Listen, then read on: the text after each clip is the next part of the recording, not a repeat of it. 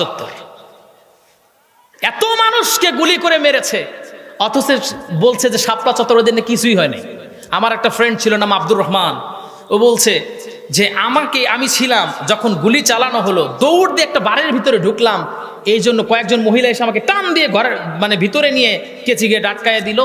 এই জন্য মনে হয় আল্লাহ আমারে বাঁচাইছে। সাব্বির বিশ্বাস করবা না, তাকে লাশ নিয়ে ফেলে দেওয়া হয়েছে। হ্যাঁ, বেনজিরের নেতৃত্বে এদের বিচার হবে ইনশাআল্লাহ। সবাই বলেন ইনশাআল্লাহ। রাত আসলে নারী আর মদ, আর দিন আসলে তারা হুজুরদের উপর জুলুম করেছে। সবাই বলেন ঠিক কিনা? আল্লাহ পাক আমাদের সবাইকে একত্রিত হওয়ার তৌফিক দান করেন। সবাই বলেন আল্লাহুম্মা আমিন। আমার ভাইরা, আমার বন্ধুগণ, এইবার যখন হুভাব মার সহ্য করুন একাধারে 7টা দিন সেই ঘরের ভিতরে বন্দি করে রাখা হলো। হুভাবকে খাবার দেওয়া হচ্ছিল না। হুভাব যখন খাবার পাচ্ছিলেন না, তিনি শুধু একটা নামই জপতেছিলেন, ইয়া মুহাম্মদ, ইয়া মুহাম্মদ, ইয়া মুহাম্মদ। কারণ উনি তো আল্লাহর চেনে না।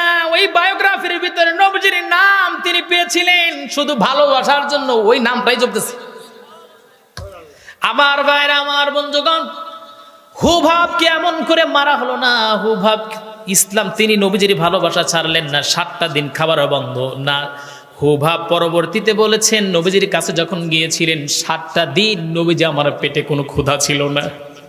আমার ভাইরা, আমার বন্ধুগণ, এরপরে তার বাবা জালবি বা ইহুদিরা দেখলো না, এমন করা গেল না। হঠাৎ করে আসমান থেকে বজ্রপাত, বৃষ্টি হচ্ছিল আর বজ্রপাত হচ্ছিল।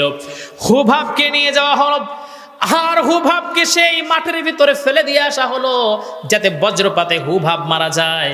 হুভাব শুধু আল্লাহকে ডেকে বলছে, ও আকাশের মালিক রব, যদি তুমি কেউ থেকে থাকো, এই বজ্রপাত এসে যেন আমার হাতের, আমার পায়ের এই শিকলগুলো যেন খুলে যায়। একটা বজ্রপাত হলো, শিকলগুলো খুলে গেল। 80 মাইলের রাস্তা ছিল। হুভাব রওনা দিলেন, শূন্য কেটে আল্লাহ পাক জমিনটাকে সংকীর্ণ করে দিলেন। 8 মাইল আল্লাহ পাক করে দিলেন। আল্লাহু আকবার। আমার ভাইরা, আমার বন্ধুগণ, হুভাব গিয়ে একজন নবীজির একজন প্রিয় সাহাবী ছিলেন। নবীজির সেই প্রিয় সাহাবীর সামনে গিয়ে তিনি ঠাস হয়ে পড়ে গেলেন, ধপাস করে পড়ে গেলেন। পড়ে যাওয়ার সঙ্গে সঙ্গে আল্লাহর ওই নবীর সাহাবী ডেকে বলছে, কে রে আমার সামনে এমন করে পড়লো? তাকে মুখে পানি দিলেন। যখন হুভাবের জ্ঞান ফিরল, হুভাবে এবারে ডেকে বলছে, কে তুমি? তোমার চেহারা এত সুন্দর।